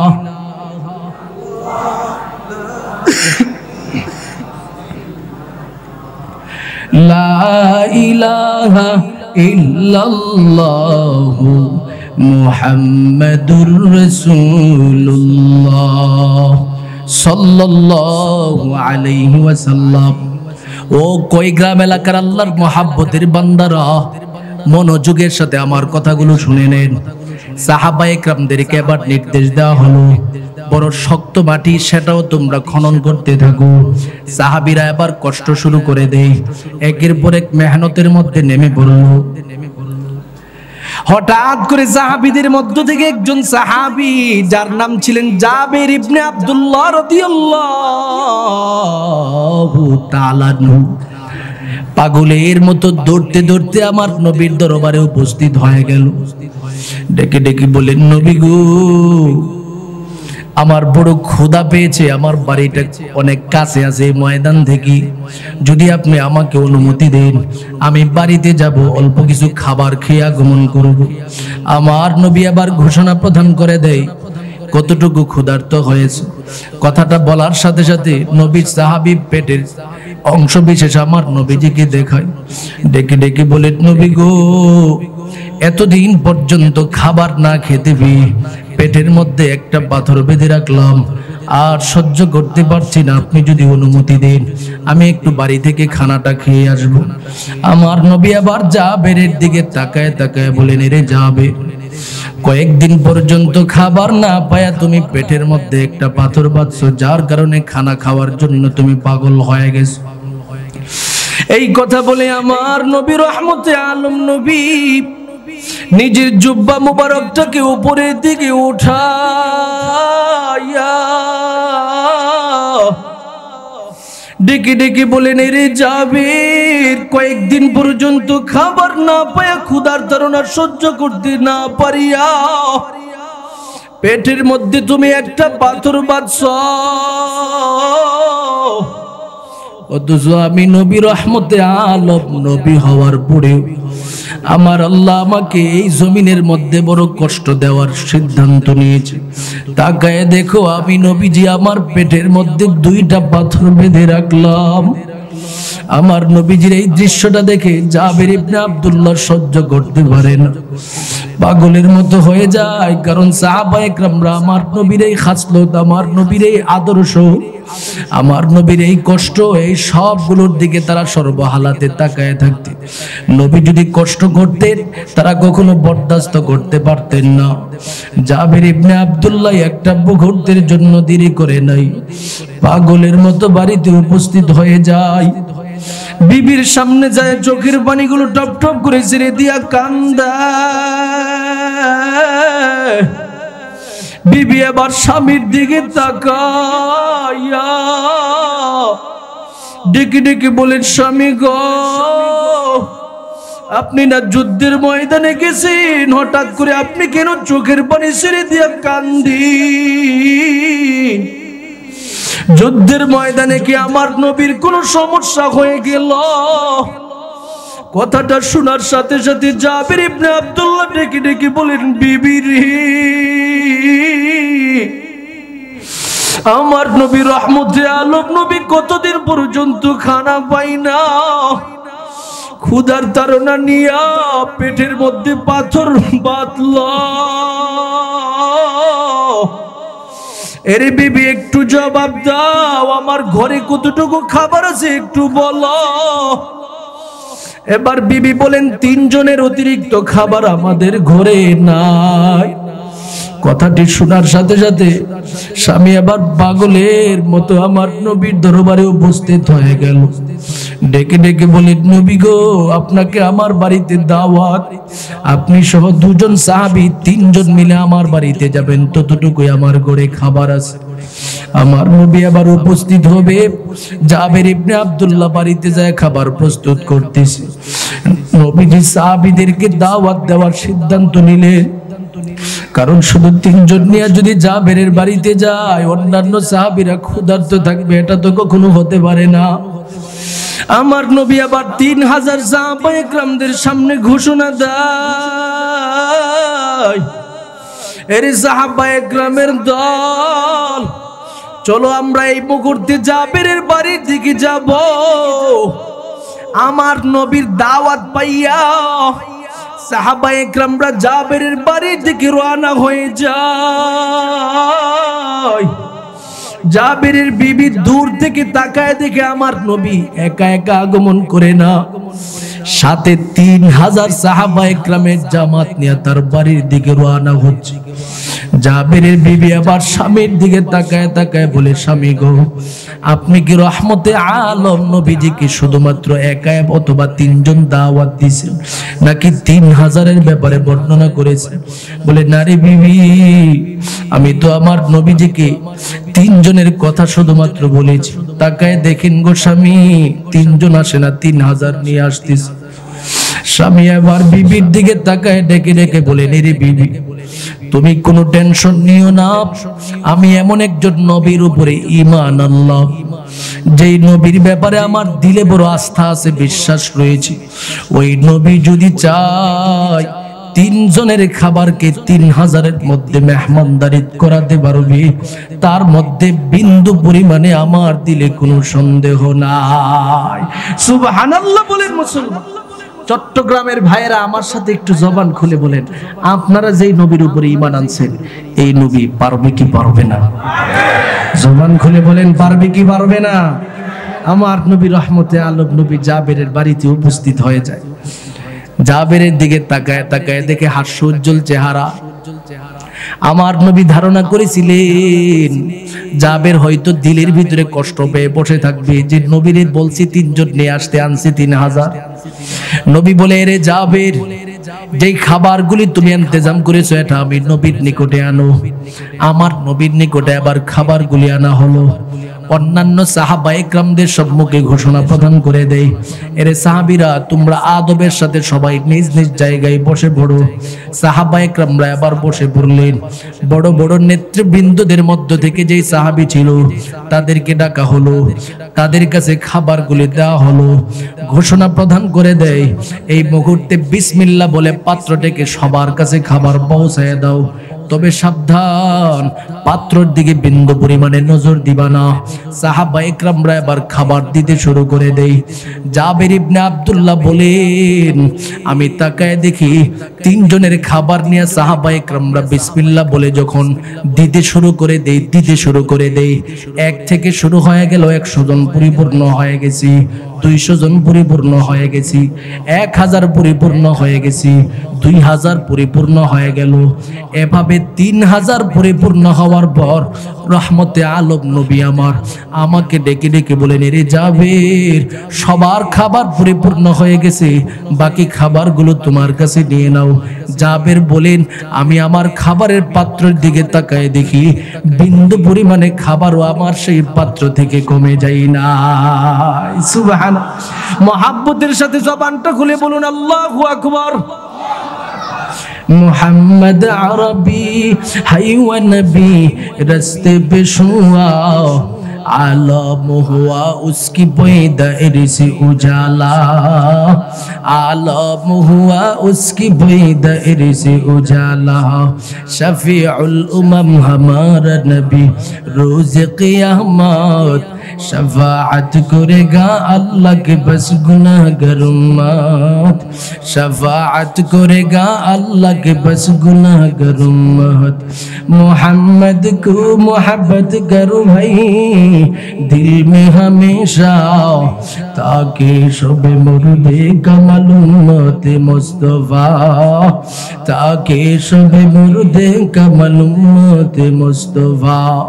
ओ চট্টগ্রাম এলাকার আল্লাহর মহাব্বতের বান্দারা, আমার নবীজিকে আমার মালিক এমন সম্মান দিয়েছেন, এমন মর্যাদা দান করেছেন। নবী আমার হাত দিয়া যদি এইভাবে স্পর্শ করে দিত, আল্লাহ পাক এভাবে বরকতের ভান্ডার দান করে দিতেন। শুধু তার মধ্যেই তো সীমাবদ্ধ নয়, কেমন একজন নবী পাইলাম রে বান্দা, যে নবীর ব্যাপারে আমার রবের পক্ষ থেকে ঘোষণা প্রদান করে দেয়, নবী গো, আমি রবের পক্ষ থেকে আপনার সম্মান কতটুকু বাড়াইছি জানেন? আলাম নাশরাহ লাকা সাদরাক ওয়া ওয়াদা'না আনকা বিজরাক আল্লাযী আনকাদা যাহরাক ওয়া রাফা'না লাকা যিকরাক।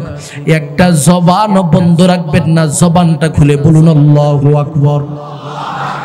আমার নবীর সম্মুখে রবের পক্ষ থেকে ঘোষণা প্রদান করে দেও, আমার নবী গো, আপনাকে আমি রবের পক্ষ। টাইম হয় অন্যান্য দেশের মধ্যে আপনি দেখবেন জুহুরের টাইম এভাবে আল্লাহ পাক ভৌগোলিক দিকটাকে এভাবে সাজাইছে যেন পৃথিবীর মধ্যে প্রতিটা মুহূর্তে প্রতিটা সময় আজান হয়, আর প্রতিটা আজানে আজানে আমার রবের সাথে আমার নবীর নামটা উচ্চারণ হয়ে যায়।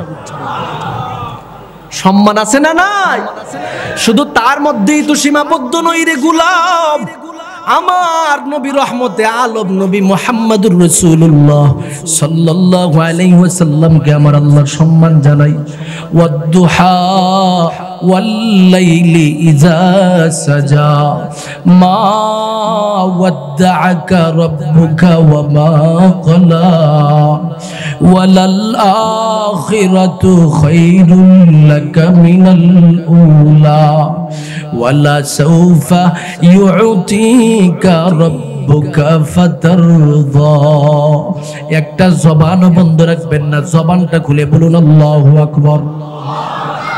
আমার রবের পক্ষ থেকে বলেন, নবী গো, আমি আল্লাহর পক্ষ থেকে বিভিন্ন বিষয়ের কসম খায়া আমি রব আপনার সম্মান বাড়াই কেমনে দেখেন, ওয়ালা সাউফা ইউতিকা রাব্বুকা ফাতারদা, আমি আল্লাহর কাছ থেকে আপনি নবীজি এমন ভাবে পেতে থাকবেন, ওয়ালা সাউফা অচিরে ইউতিকা আপনাকে দিতে থাকবো, যা যেই বস্তুগুলো, যেই প্রশংসাগুলো, যেই মর্যাদাগুলো, যেই ইজ্জতগুলো, যে আদর্শগুলো, যে আখলাকগুলো আমি আল্লাহর কাছ থেকে পাওয়ার পর আপনি সাথে সাথে আমি আল্লাহর উপরে সন্তুষ্ট হয়ে যাবেন। সুবহানাল্লাহ। নবী গো, যতক্ষণ আপনি সন্তুষ্ট না হবেন ততক্ষণ পর্যন্ত আমি আল্লাহ আপনাকে দিতেই থাকবো, দিতেই থাকবো, দিতেই থাকবো। সুবহানাল্লাহ বলবেন না? তাহলে এমন কি নিয়ামত আল্লাহ পাক আমার নবীজিকে দিবেন? ওয়ালা সাউফা ইউতিকা রাব্বুকা ফাতারদা এর ব্যাখ্যায় তাফসীরের কিতাবের মধ্যে এসেছে আমার নবীজিকে আল্লাহ পাক হাসরের ময়দানে এমন একটা নিয়ামত দান করবেন যে নিয়ামতটা পৃথিবীর অন্য কোন নবীকে আমার আল্লাহ দেয় নাই। সুবহানাল্লাহ। যেমন আমার রবের পক্ষ থেকে ঘোষণা প্রদান করে দেই পয়গম্বর, কেমন নিয়ামত আমি রবের পক্ষ থেকে আপনি নবীজিকে দান করলাম। আসা আইয়াবআসাকা রাব্বুকা মাকামাম মাহমুদা, নবী গো যেই নিয়ামতটা দিয়েছি সেটা হলো মাকামে মাহমুদ। আর মাকামে মাহমুদ নামক নিয়ামত আমি আল্লাহ পাক পৃথিবীতে ইব্রাহিম নবীকে দেই নাই, মুসা নবীকে দেই নাই, ঈসা নবীকে দেই নাই, আগের অন্যান্য নবীকেও দেই নাই, আদম নবীকে দেই নাই। খাসভাবে একমাত্র আপনি নবীকে আমি আল্লাহ খুশি হয়ে দান করেছি। এই সময়টা বড় গুরুত্বপূর্ণ সময়, যে সময় সমস্ত নবীরা পাগলের মতো নিজের জন্য শুধুমাত্র কান্না করবে। ঠিক এই সময়ের মধ্যে আল্লাহ পাক মাকামে মাহমুদ আমার নবীজিকে আল্লাহ দান করবে, যখন নবী শুধুমাত্র খাসভাবে উম্মতের জন্য রবের সামনে দাঁড়াতে পারবে। সুবহানাল্লাহ বলবেন। ক্বালা রাসূলুল্লাহ সাল্লাল্লাহু আলাইহি ওয়াসাল্লাম, আমার নবী বলেন, আনা সাইয়্যিদু ওয়ালাদি আদম, আমি সমস্ত আদম সন্তানদের সরদার। শুধু তার মধ্যেই সীমাবদ্ধ নই, ওয়া আনা আউয়ালু মাইয়ানশাক্কু আনহুল কবর, দুনিয়া থেকে সমস্ত মানুষ যখন কবর থেকে উঠবে সবার আগে আমি নবীজি আমার রওজা থেকে উঠব। 3 নম্বরে আমার নবী বলেন, ওয়া আনা আউয়ালু শাফিঈন ওয়া মুশাফফাঈন, আমার রব আমার মতো নবীর কাছ থেকে সর্বপ্রথম সুপারিশ গ্রহণ করবে। আমি সুপারিশ করার যোগ্যতা প্রথম পাবো, আর সেই সুপারিশটা সর্বপ্রথম আমার কাছ থেকে গ্রহণ করবে। কিভাবে গ্রহণটা হবে রে আল্লাহর বান্দা? বড় ভয়াবহ একটা সময় আগমন করবে, যে সময়ের মধ্যে প্রতিটা মানুষের দিল বড় কঠোরতার সম্মুখীন হয়ে যাবে। আমার রব প্রতিটা মানুষদের সম্মুখে ঘোষণা প্রদান করবে, লিমানিল মুলকুল ইয়াউম লিল্লাহি ওয়াহিদিল কাহ্হার। আমার রব ঘোষণা প্রদান করে দিবে, এরে আমার সমস্ত বান্দাদের দলেরা, আমি আল্লাহর কাছে জবাব দাও, আজকের এই রাজত্বের মালিকানা কার কাছে একটু জবাব দাও। প্রতিটা মানুষ পাগলের মতো হয়ে যাবে। আল্লাহর এই আওয়াজটা এত কঠোর হবে, আল্লাহ যেমন বড় আওয়াজটা তেমন বড় হবে। এই কঠোর আওয়াজ শুনে মানুষেরা পাগলের মতো হয়ে যাবে। অপরদিকে আমার রবের পক্ষ থেকে ঘোষণা প্রদান করা হবে, এর সমস্ত মুজরিমিনদের দল, ওয়ামতাজ ওয়ামতাজ, এই মুহূর্তে তোমরা আলাদা হয়ে যাও, আলাদা হয়ে যাও। সমস্ত মুজরিমিনদের দলেরা পাগলের মতো যখন আলাদা হতে থাকবে, তখন নেককারেরাও মালিকের দরবারে চোখের পানি ছেড়ে দিয়া কান্না করতে থাকবে, ডেকে ডেকে বলবে, আল্লাহ আমরাও নিয়ে এই দিবসের মধ্যে মুজরিমিন হয়ে যাই। এমনকি আমার নবী বলেন, নবীরা পর্যন্ত নিজেদেরকে নিয়ে বড় টেনশনের মধ্যে পড়ে যাবে। সমস্ত উম্মতেরা আবার কান্নাকাটি করতে করতে করতে করতে সিদ্ধান্ত নেবে, একজন নবীর কাছে গিয়ে দেখি, নবী তো আল্লাহর কাছে বড় ভালো মানুষ, সুতরাং নবী যদি আল্লাহর কাছে যায়, আমার রব হয়তো বা কাহারিয়ত থেকে রহমানের দিকে চলে আসতে পারে। কথাটা বলে সবাই মিলে ঐক্যবদ্ধভাবে আদম নবীর নিকটে উপস্থিত হয়ে যাবে।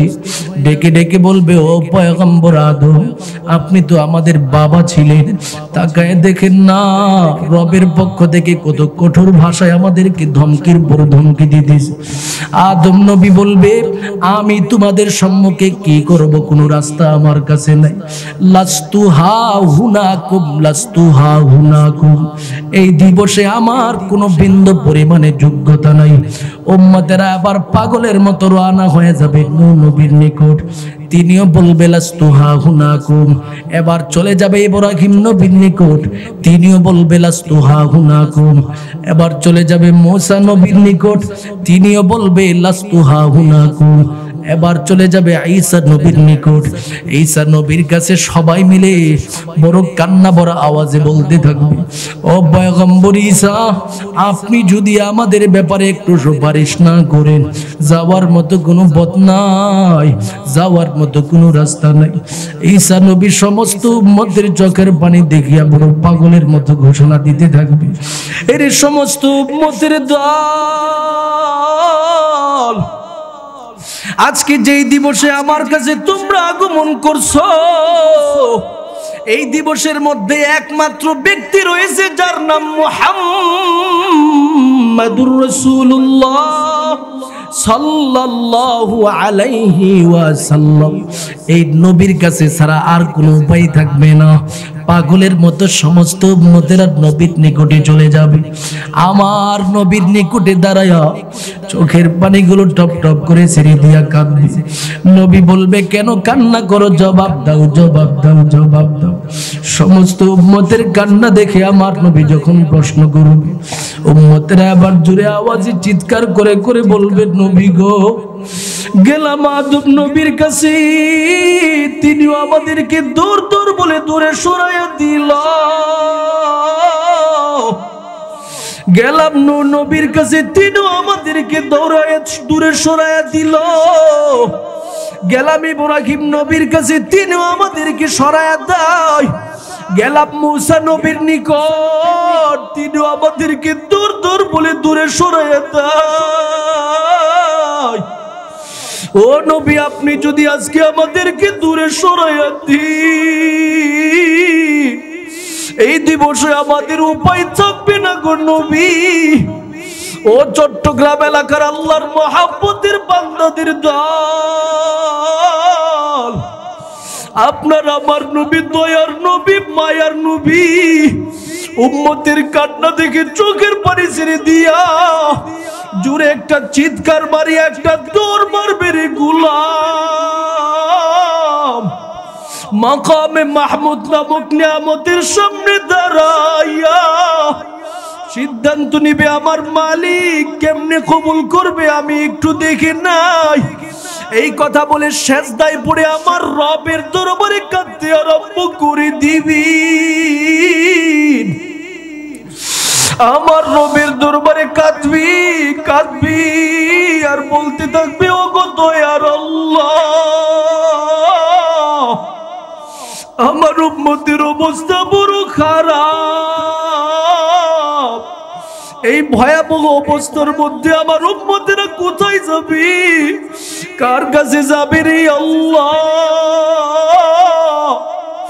একটু যদি আমার উম্মতের জন্য দয়া না করি, আমার উম্মতের যাওয়ার মতো কোনো পথ নাই। এবার আমার রবের পক্ষ থেকে ঘোষণা প্রদান করা হবে, নবী গো, এই হাসরের ময়দান আমি আল্লাহ আপনি নবীজি কান্নাকাটি করার জন্য উপস্থাপন করি নাই গো নবী। ও নবী, দুনিয়াতে আপনি অনেক কান্না করেছেন। ও কইখান এলাকার, ও কই গ্রাম এলাকার আল্লাহর মহব্বতের বান্দারা, আপনারা তো একটু জানেন আমার নবীজি কি পরিমাণে আমাদের জন্য কান্নার বড় কান্না করেছে। আমার নবী যখন নবুয়ত প্রাপ্ত হয় তখন আমাদের জন্য কান্দে। নবী যখন দুনিয়াতে আগমন করে তখন আমাদের মতো গুনাহগারদের জন্য নবী কান্দে।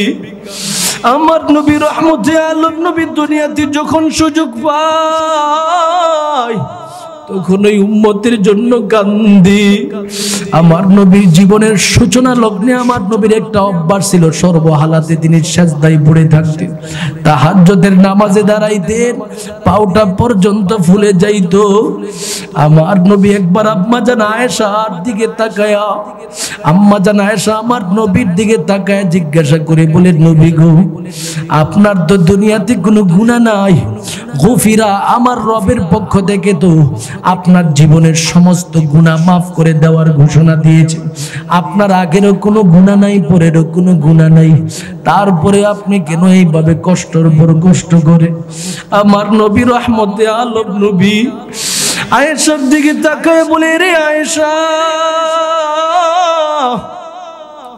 আমি নবী আমার উম্মতের জন্য সিজদায় পড়ে কাঁদি, নামাজে গিয়ে কাঁদি। এরে কই গ্রাম এলাকার আল্লাহর মহব্বতের বান্দাদের দল, এমন একজন অভিভাবক আমরা পাইলাম যেই নবী ইন্তেকালের সময় আমাদের চট্টগ্রাম মানুষকে ভুলে না। কই গ্রামের একটা আল্লাহর মহব্বতের নবীর উম্মতকে আমার নবী ভুলে না। আমার নবী যখন ইন্তেকালের সম্মুখীন হয়ে যায়, নবী আমার চোখের পানি ছেড়ে দিয়া কান্না করতেছে। আম্মা জান আয়েশা বলে, নবী কান্না করতে করতে করতে করতে আমি তাকায় দেখি দাড়ি মুবারক পর্যন্ত পানির মাধ্যমে ভরে গেল। আমি আমার নবীর জিজ্ঞাসা করলাম, নবী গো, আপনি এখনো কেন কান্দেন? আপনি বড় অসুস্থ, এরপরে আপনি কেন এইভাবে কান্না করেন? আমার নবী রহমতে আলম নবী ঘোষণা প্রদান করে দেয়, এরে আয়েশা, আমি কেন কান্না করে তুমি জানো না? আমি নবী যদি দুনিয়া থেকে বিদায় হয়ে যায়, ওই যে দুনিয়াতে বাংলাদেশের চট্টগ্রাম এলাকার কই গ্রাম এলাকার মধ্যে আল্লাহর কিছু বান্দা থাকবে, তারা তো আমি নবীর সাহাবত পাবে না। তারা যখন দুনিয়া থেকে বিদায় হয়ে যাবে গুনাহগার হইয়া, তখন আমার উম্মতের অবস্থা কি হবে? এই চিন্তা, এই টেনশন করে করে আমি নবীজি কান্দি। এরে আল্লাহর মহব্বতের বান্দারা, আমার নবী রহমতে আলম নবী এইভাবে আমাদের জন্য কান্না করেছেন। হাসরের ময়দানে যখন মাকামে মাহমুদের মধ্যে সিজদায় পড়ে আমার নবী কাঁদতে থাকবে, আমার রবের পক্ষ থেকে আবার ঘোষণা প্রদান করে দিবে, নবী গো, আমি রবের পক্ষ থেকে দুনিয়াতে আপনার জন্য ঘোষণা দিয়েছিলাম, ওয়ালা সাউফা ইউতিকা রাব্বুকা ফাতারদা, আপনি নবীজিকে আমি রবের পক্ষ থেকে এমন নিয়ামত দিতে থাকবো, দিতে থাকবো, দিতে থাকবো। আপনি নবীজি নিতে নিতে যতক্ষণ সন্তুষ্ট না হবেন, আমি আল্লাহ আপনাকে দিবই দিব। তার মানে মাকামে মাহমুদ দিলাম, মাথাটাকে উঠান। এই দিবসে আমি রবের দরবারে যে উম্মতের জন্য আমি রবের কাছে সুপারিশ করবেন, আমি আল্লাহ আপনার ওই উম্মতের জন্য আপনার সুপারিশটাকে কবুল করে নিব। মুহাব্বতের সাথে জবানটা খুলে বলুন আল্লাহু আকবার। কেমন একজন নবী পাইলাম বলেন তো দেখি, আমাদের নবীর সম্মান আছে না নাই? এই নবীর আদর্শ মানলে সফলতা আছে না নাই? এই কারণে আমার রব ঘোষণা প্রদান করে দিয়েছেন, ও আমার সমস্ত বান্দারা শুনে নাও, লাকাদ কানা লাকুম ফি রাসূলিল্লাহি উসওয়াতুন হাসানা। আমার এই নবীর মধ্যে তোমাদের জীবন পরিচালনার জন্য আদর্শ রাইখা দিছি। তুমি হাঁটবা, আমার নবীর মতো হাঁটো। তুমি ঘুমাইবা, আমার নবীর মতো ঘুমাও। তুমি তোমার মাথায় চুল রাখবা, আমার নবীর মতো রাখো। তুমি তোমার জীবনটাকে যেদিকে সাজাইতে চাও, আমার নবীর মতো সাজাও। আমি আল্লাহ ঘোষণা প্রদান করে দিলাম, তোমার দুনিয়ার জীবনকেও সফল বানায় দিব, আখিরাতের জীবনকেও সফল বানায় দিব। সুবহানাল্লাহ। এই জন্য নবীর মতো জীবন বানানোর প্রয়োজন আছে না নাই? নবীর মতো জীবন বানাইলে কেমন লাভটা হবে? হাসরের ময়দানে যখন উম্মতেরা কষ্টের মধ্যে পড়বে, সুপারিশ তো করবে। এর আগেও কিছু কাহিনী আছে। এর আগের কাহিনীটা হলো আমার নবীজি নিজে উম্মতের জন্য নিজ হাতে হাউজে কাউসার থেকে পানি পান করার ব্যবস্থা করে দিবেন। এটা কি সাধারণ বিষয়? একটা মানুষ যখন মরুভূমি দিয়ে যায় সে বুঝে পানির কত মূল্য, কথা কোন ঠিক কিনা? যেই মানুষটা দেখবেন খেতে খামারে যখন কাজ করে আশেপাশে ভালো কোনো পানি নাই কিন্তু পানির বড় পিপাসা, এমতো অবস্থায় জমিনের মধ্যে যে পানি থাকে এই ময়লা পানি পর্যন্ত খাওয়ার প্রস্তুতি হয়ে যায়, কথা কোন ঠিক কিনা?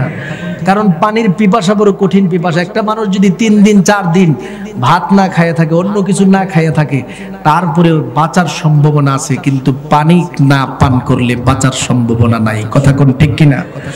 তার মানে পানি বড় গুরুত্বপূর্ণ। আর হাসরের ময়দানের অবস্থাটা হবে, নবী বলেন জমিনটা হবে ঠিক তামার মতো, অর্থাৎ আকাশের যে সূর্যটা আছে কাছে আসবে, কাছে আসার কারণে জমিনটা এটা সূর্যের তাপের কারণে তামার মতো হয়ে যাবে।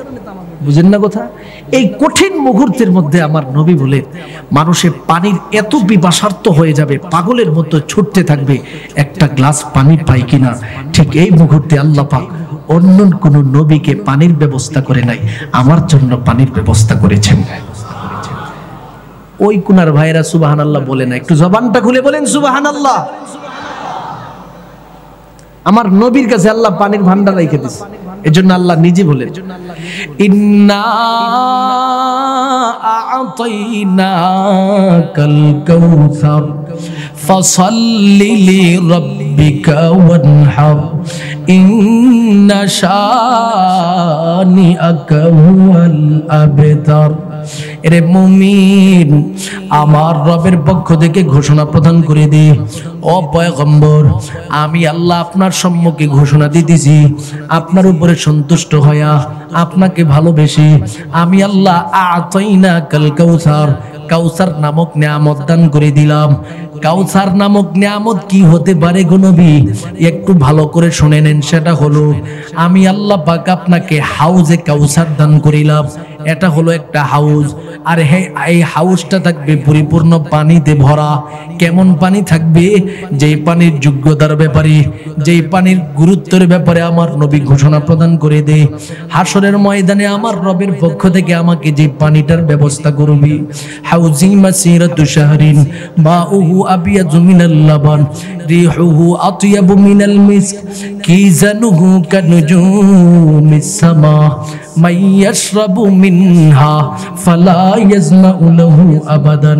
আমার নবী ঘোষণা প্রদান করে দেয় হাসরের ময়দানে আমার রবের পক্ষ থেকে যে হাউজে কাউসারের ব্যবস্থা করা হয়েছে, সেই হাউজে কাউসারের যোগ্যতা হলো মাসিরাতু শাহরিন, 1 মাসের দূরত্ব পরিমাণ তার প্রশস্ততা। 2 নাম্বার হলো মাউহু আবিয়াযু মিনাল লাবান, তার মধ্যে যে পানি থাকবে দুধের চেয়ে থেকে সাদা। 3 নম্বরে আমার নবী বলেন রিহুহু আতয়াবু মিনাল মিস্ক, তার মধ্যে যে ঘ্রাণ থাকবে সে ঘ্রাণটা থাকবে মিশকে আম্বরের চেয়ে থেকে উত্তম ঘ্রাণ। কিজানুহু কানুজুমিস সামা, জমিনের মধ্যে যেই বান্দাটা এই পানিটা পান করবে সেই পানি পান করার পাত্র সমূহ আকাশের তারকার সম পরিমাণ, অর্থাৎ আকাশের তারকার সমূহ যেমন গণনা করে শেষ করা যায় না, পানি পান করার পাত্র গণনা করে শেষ করা যায় না। শেষ পর্যায়ে আমার রবের পক্ষ থেকে ঘোষণা দেই, নবী গো, যেই কাউসার নামক নিয়ামতটা আপনি নবীজিকে আমি রবের পক্ষ থেকে দান করে দিলাম, মাইয়াশরাবু মিনহা ফালা ইয়াজমাউ লাহু আবাদান। দুনিয়াতে কোনো মুমিন বান্দা যদি একবার হাসরের ময়দানে সে হাউজে কাউসার থেকে একটা গ্লাস পানি পান করে ফেলি, 50,000 বৎসর পার হয়ে যাবে, ওই বান্দাটার আর কখনো পানির পিপাসা আগমন করবে না। সুবহানাল্লাহ বলেন মুসলমান। লিল্লাহি তাকবীর, লিল্লাহি তাকবীর।